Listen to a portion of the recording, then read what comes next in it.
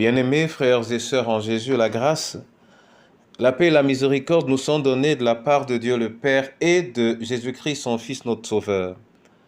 Amen.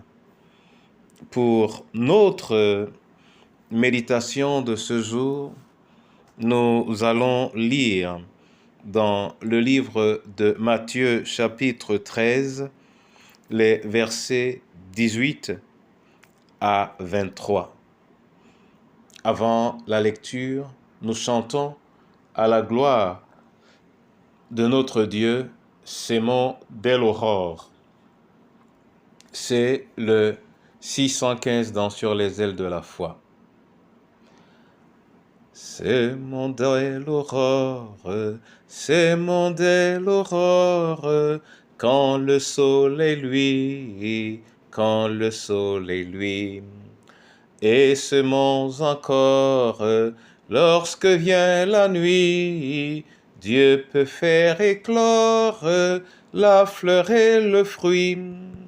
Bon courage, amis, bon courage, amis, nous irons joyeux cueillir les épis. Bon courage, amis, bon courage, amis, nous irons joyeux cueillir les épis. Oui, Père éternel, les épis de ta semence, la véritable, ta parole, joyeux irons-nous lorsque nous les verrons. Amen. Matthieu, chapitre 13, versets 18 à 23, là il est écrit: « Vous donc écoutez la parole du Seigneur. Lorsqu'un homme écoute la parole du royaume et ne la comprend pas, le malin vient et enlève ce qui a été semé dans son cœur. C'est celui qui a reçu la semence le long du chemin. Celui qui a reçu la semence dans les endroits pierreux, c'est celui qui entend la parole et la reçoit aussitôt avec joie, mais il n'a pas de racine en lui-même, il est l'homme d'un moment. Et dès que survient une tribulation, une persécution à cause de la parole, il y trouve une occasion de chute. Celui qui a reçu la semence parmi les épines, c'est celui qui entend la parole, mais en qui les soucis du monde et la séduction des richesses étouffent la parole et la rendent infructueuse. Celui qui a reçu la semence dans la bonne terre, c'est celui qui entend la parole et la comprend. Il porte du fruit, et un grain en donne 100, un autre 60 et un autre 30. Amen. Bien-aimés frères et sœurs en Jésus,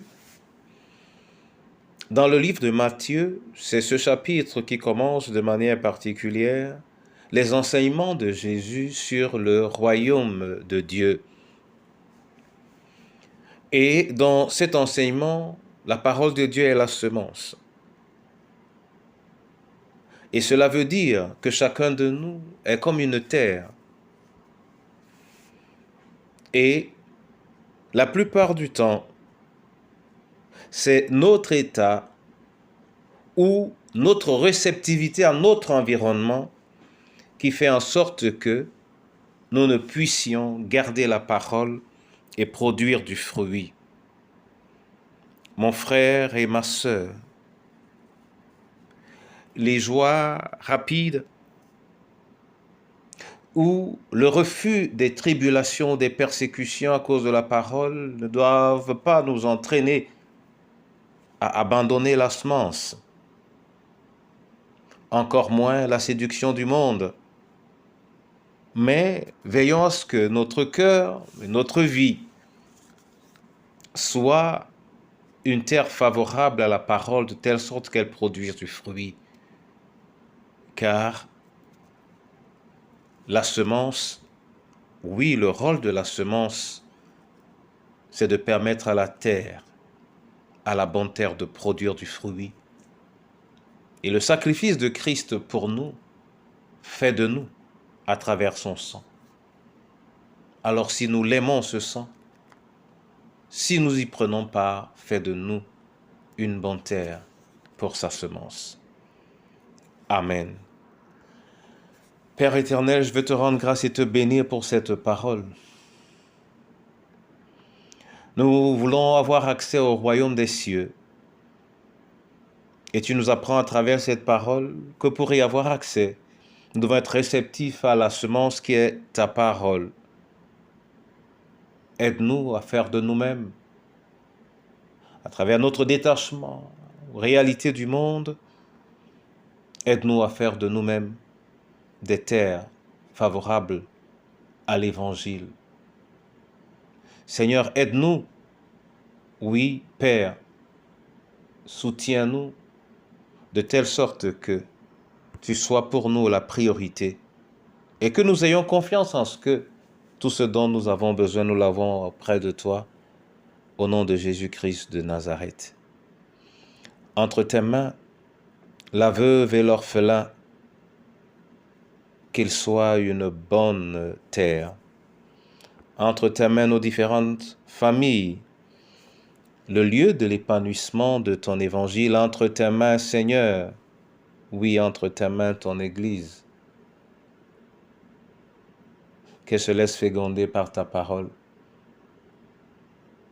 Plus que toute autre chose, mieux que toute autre chose, ta parole, rien que ta parole, et toute ta parole, au nom précieux de notre Seigneur et Sauveur Jésus-Christ. Amen. Que le Seigneur vous bénisse. Amen.